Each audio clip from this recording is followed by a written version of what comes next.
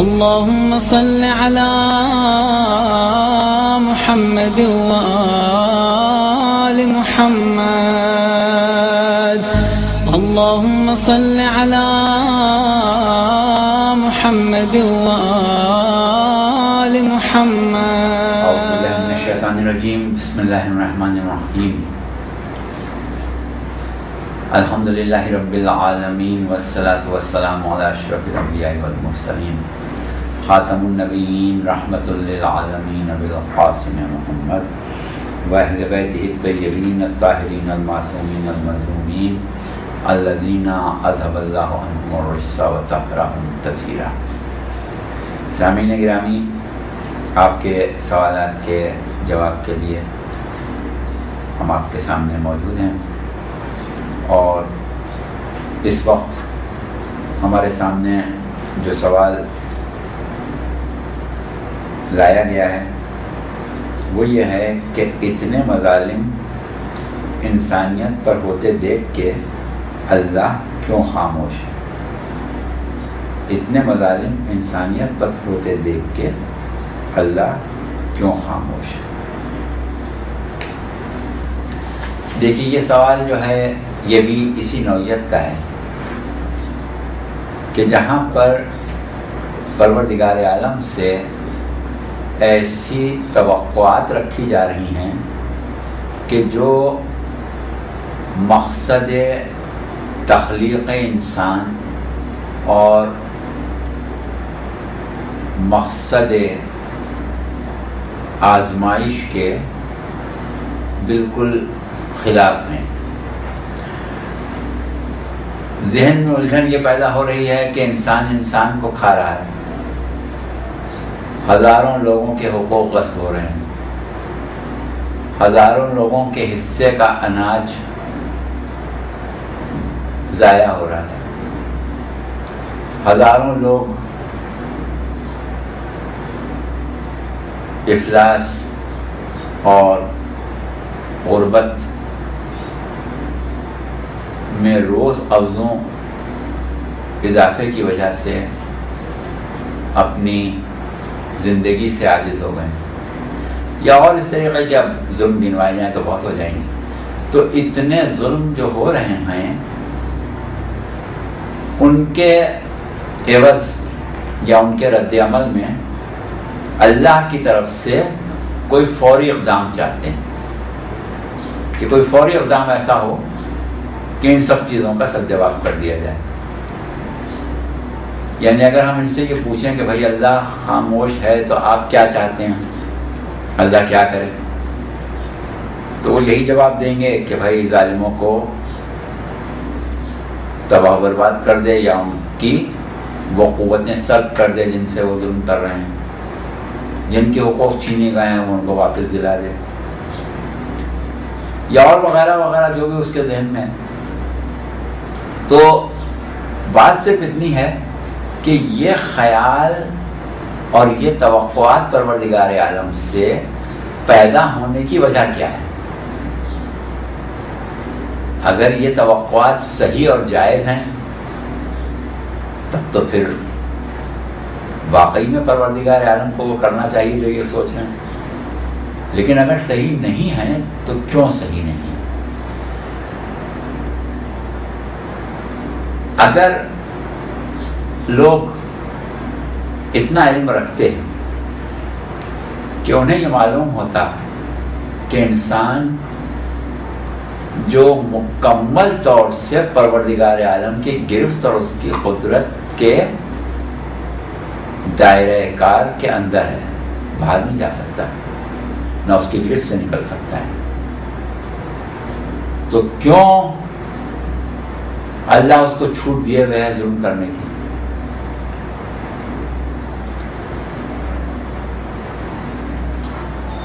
لوگ یہ علم حاصل کر لیں کہ اس چھوٹ میں کوئی مصلحت، اس کی کوئی وجہ، اس کا کوئی بھی ایسا مقصد ہے کہ جو آسانی سے قبول کر لیا جائے.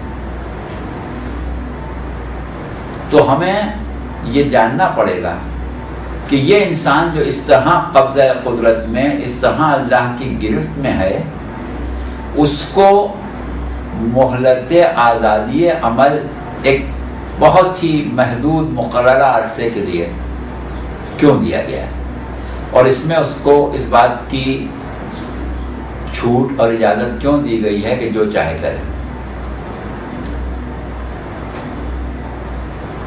تو یہ بات اسی وقت سمجھ میں آئے گی کہ جب ہم حیات انسانی، عرصہ حیات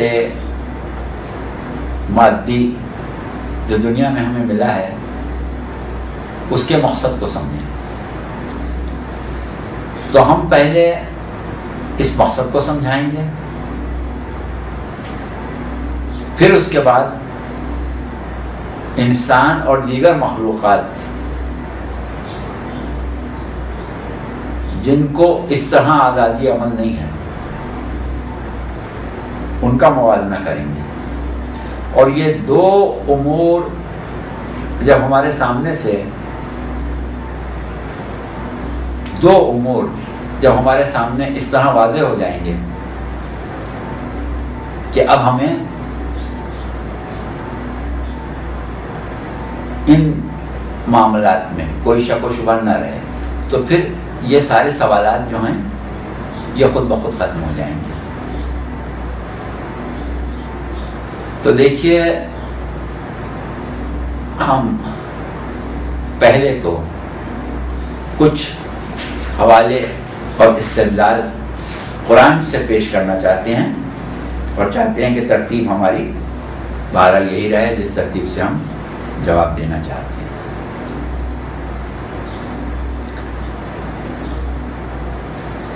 ارشاد رب العزت ہے کہ تبارک الذی بیدہ الملک وہو علی کل شیء قدیر الذی خلق الموت والحیاۃ لیبلوکم ایکم احسن عملا۔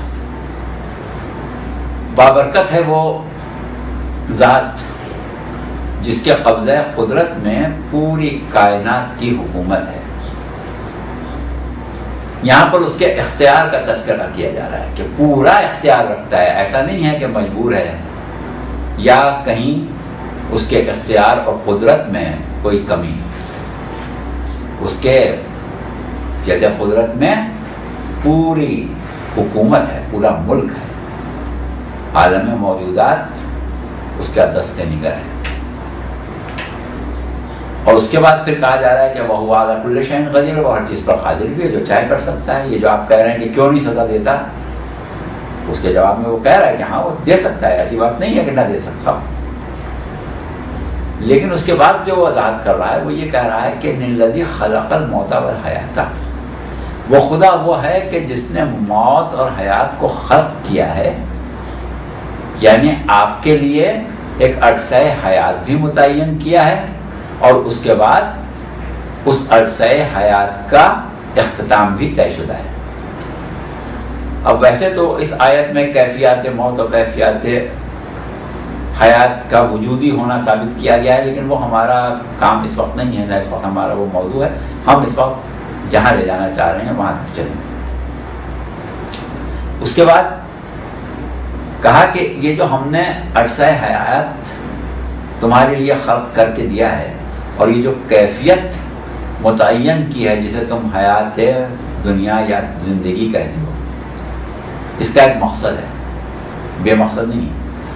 وہ کیا ہے؟ لیبلوکم ایکم احسن عملا، وہ یہ ہے کہ ہم تم کو حسن عمل میں آزمانا چاہتے ہیں۔ تو کیا ہوا؟ آزمانا کس کو کہتے ہیں؟ امتحان لینے کو۔ تو مقصد حیات دنیا انسان کے لیے کیا ہے؟ آزمائش ہے، پروردگار عالم کی طرف سے آزمائش ہے۔ اب یہ جو ذہن میں آتا ہے کہ وہ ہاتھ کیوں نہیں پکڑ لیتا، تو اب اس کو اس طریقے سے سمجھیں کہ امتحان، جب ہم اپنے معاشرے میں کچھ طالب علموں کو امتحان کے لیے تیار کرتے ہیں اور امتحان کے کمرے میں بھیج دیتے ہیں،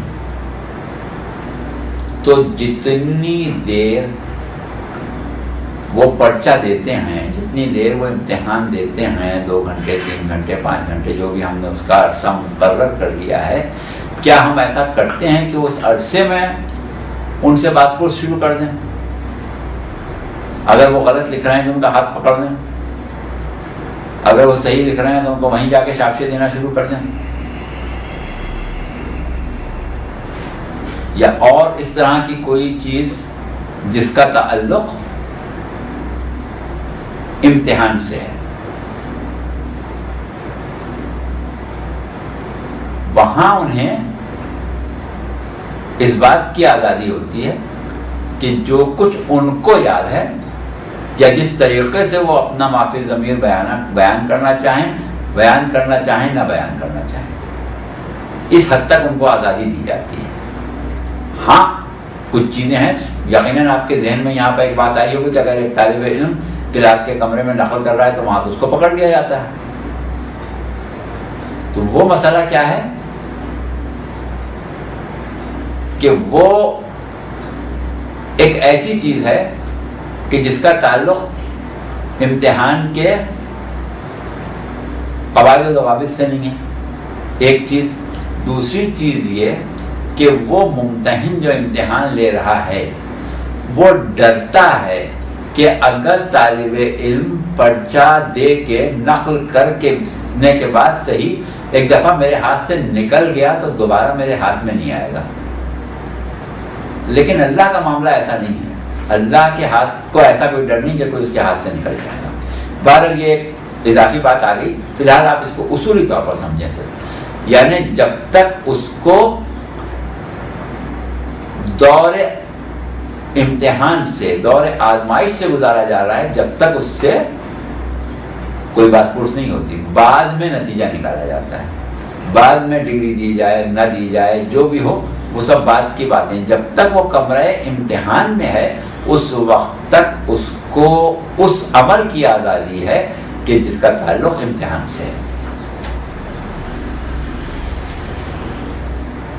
اب جب پروردگار عالم کہہ رہا ہے کہ ہم نے مہلت حیات آزمائش کے لیے دی ہے، تو اس کا مطلب کیا ہوا کہ ہماری پوری مہلت حیات، عرصہ حیات جو ہے وہ ایگزامینیشن ہال ہے، اس میں ہم کو ایک آزمائش کے لیے بھیجا گیا ہے۔ تو اب اگر آزمائش کے دوران باس پرس شروع ہو جائے، عمل کی باس پرس اور عمل کے اوپر روک ٹوک شروع ہو جائے تو عمل کی آزمائش ممکن نہیں ہے۔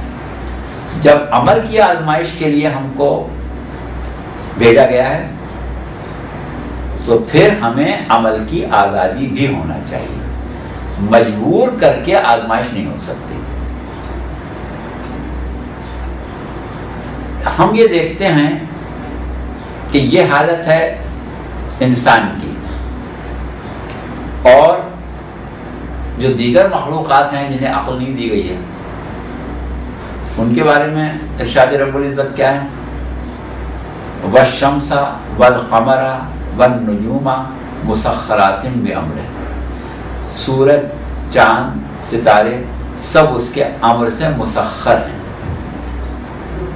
تو دیکھیے تمام مخلوقات قدرت خداوندی سے مسخر ہیں، تسخیر میں ہیں، ان کو آزادی عمل نہیں ہے، اور انسان وہ ہے کہ جس کو آزادی عمل ہے۔ کیوں؟ کہ ان کی تخلیق کا مقصد آزمائش نہیں ہے، انسان کی تخلیق کا مقصد آزمائش ہے۔ ورنہ جو ذات سورج کو مسخر کر سکتی ہے، جو ذات پورے نظام کائنات کو مسخر کر سکتی ہے، وہ خالی ایک انسان کو مسخر نہیں کر سکتی۔ انسان کو مسخر کر کے مجبور کر دے اطاعت و فرما برداری کی زندگی گزارنے پر، یہ اس کے لیے کیا مشکل ہے۔ لیکن مقصد انسان کو خلق کرنے کا یہ نہیں ہے۔ انسان کو خلق کرنے کا مقصد یہ ہے کہ اس کو پہلے پوری آزادی عمل دے دی جائے، پوری اس کی رسی دراز کر دی جائے، اور اس کے بعد دیکھا جائے کہ اس نے میدان عمل میں کیا کارگزاریاں انجام دی ہیں۔ مجبور کر کے نہیں کیا جا سکتا۔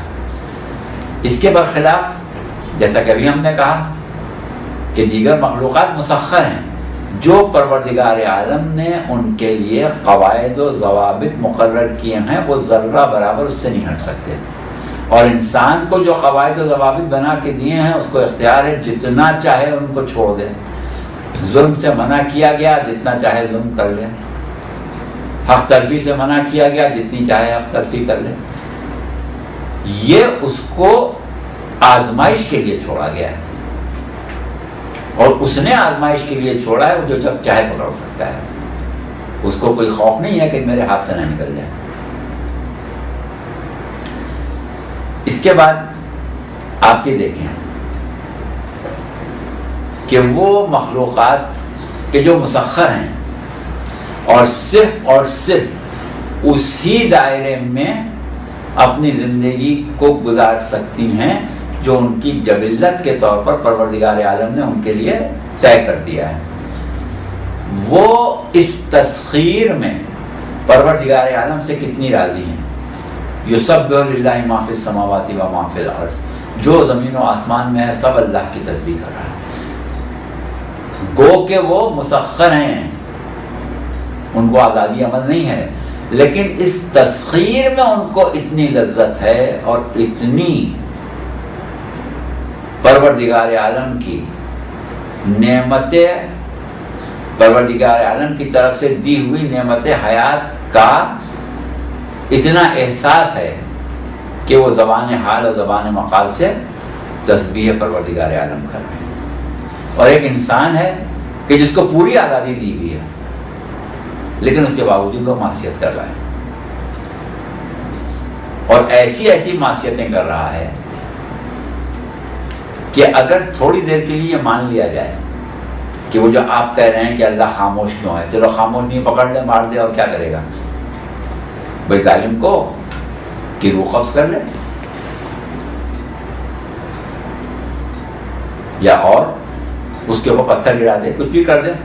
لیکن مسئلہ یہ ہے کہ یہ دنیا جس کی تخلیق ایک امتحان کے کمرے کی طرح، ایک ایگزامینیشن ہال کے طور پر ہوئی ہے، کیا اس میں اتنی گنجائش اور استعداد ہے کہ اس دنیا میں رہ کے حسن عمل میں آزمائش کے عرصے میں معصیتیں اور گناہ کرنے والوں کو سزا یا نیکیاں کرنے والے کو جزا دی جا سکے؟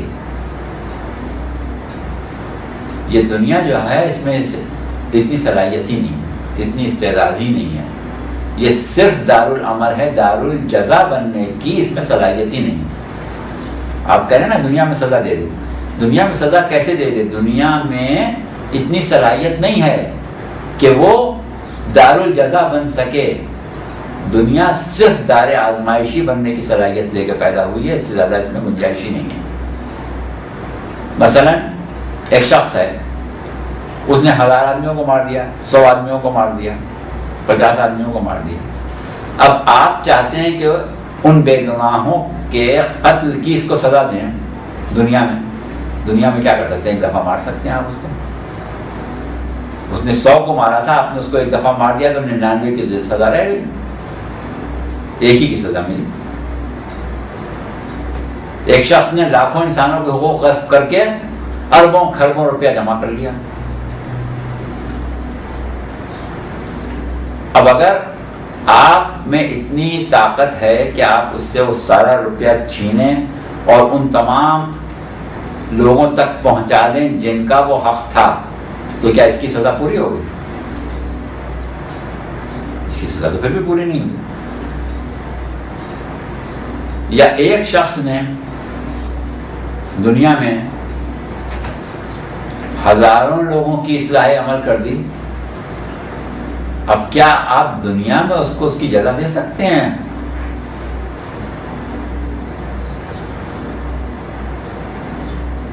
پروردگار عالم نے سورہ 3 میں کہا لَقَدْ خَلَقْنَا الْإِنسَانَ فِي أَحْسَنِ تَقْوِيمٍ ثُمَّ رَدَدْنَاهُ أَسْفَلَ سَافِلِينَ إِلَّا الَّذِينَ آمَنُوا وَعَمِلُوا الصَّالِحَاتِ فَلَهُمْ أَجْرٌ غَيْرُ مَمْنُونٍ. اللہ منزل تخلیق پر انسان کو پیدا کرنے میں اتنا لطیف و کریم ہے کہ اعلیٰ ترین بہترین احسن تقویم خلق کیا. انسان اتنا ناشکرا ہے کہ اس عظیم نعمت کو ملیامیٹ کر کے